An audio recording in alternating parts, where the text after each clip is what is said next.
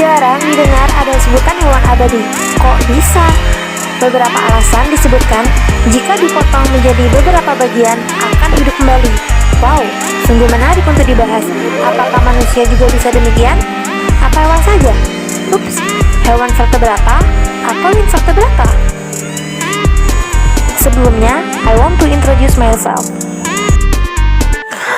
Assalamualaikum warahmatullahi wabarakatuh. Saya Lailatul Maftuha, mahasiswa pendidikan biologi Universitas Muhammadiyah Jember. Telah usai melaksanakan praktikum dengan judul acara Invertebrata Film Platyhelminthes. Salah satu literatur dari Inggris menyatakan bahwa satu ekor cacing planaria bisa dipotong hingga 279 bagian dan bisa tumbuh menjadi cacing baru. Apakah semua cacing bisa seperti itu? Yuk kita bahas. Jadi, planaria merupakan cacing yang hidup di air jernih dengan ciri-ciri berwarna putih dan ada dua mata di kepala untuk mendeteksi cahaya. Tumbuhnya potongan dari bagian cacing planaria berkaitan dengan reproduksinya yang vegetatif, yaitu fragmentasi. Reproduksi pada makhluk hidup ada dua macam, generatif dan vegetatif. Generatif dilakukan dengan cara kawin atau pembuahan, sedangkan vegetatif dilakukan tanpa kawin atau pembuahan. Vegetatif ada tiga macam. Yang pertama membelah diri, yang kedua tunas, yang ketiga fragmentasi. Yang terjadi pada cacing planaria ini yaitu fragmentasi, yang mana pembelahan pada bagian tubuh saat dipotong pada saat tertentu dan akan tumbuh bagian baru, dan terjadi pada planaria sp karena cacing planaria mempunyai stem cell yaitu neoblast yang berguna untuk membantu percepatan regenerasi.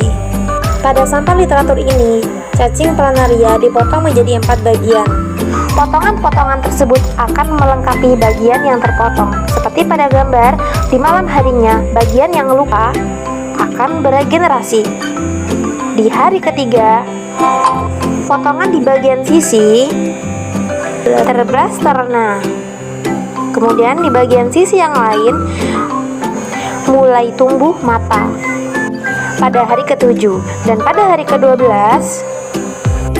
bisa dilihat bagian-bagian potongan dari cacing planaria sudah mendekati kata sempurna dari bentuk asalnya. Tumbuh faring, kemudian ada beef liver. Inilah cacing planaria dari 4 potongan tadi. Kelas kedua dari film Platyhelminthes adalah Trematoda. Salah satu contohnya yaitu Phaseola hepatica. Sesuai dengan namanya, cacing ini hidup di dalam kantung empedu, yang mana Trematoda ini sifatnya parasit. Dalam hepar hati sapi, babi, domba, dan kadang-kadang ditemukan juga dalam tubuh manusia. Nah, bentuk tubuhnya seperti daun, panjang hingga 30 mm. Jika dilihat luarnya, memang hampir persis dengan planaria, namun ada beberapa perbedaannya.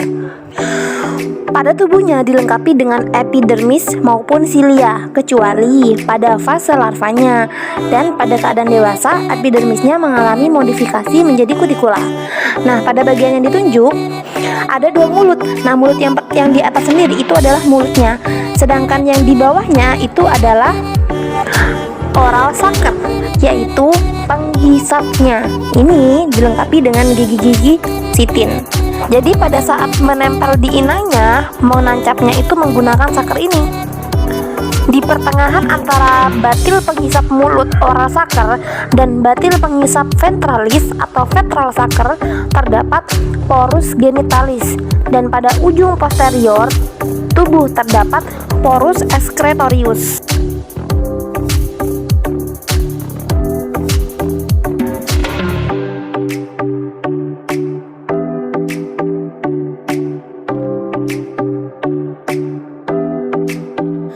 Di bagian bawah sucker ada ovarium dan ioglin. Bagian yang ditunjuk berwarna hitam.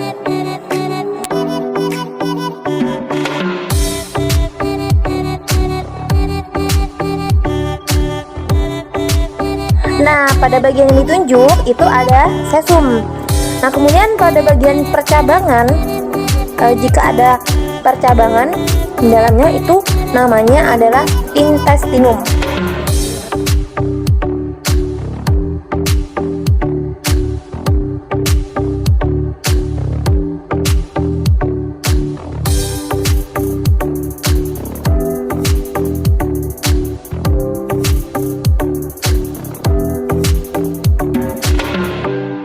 Kelas selanjutnya yaitu kelas Cestoda. Endoparasit pada intestin vertebrata dikenal juga dengan cacing pita.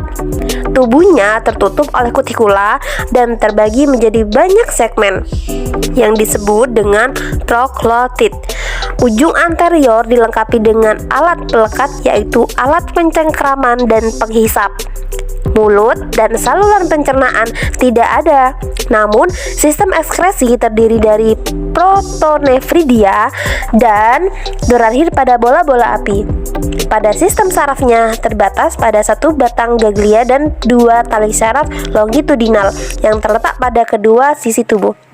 Tiap segmen tubuh mempunyai dua set sistem reproduksi yang bersifat hemaprodit, seperti yang tertera pada gambar alur hidup cacing pita.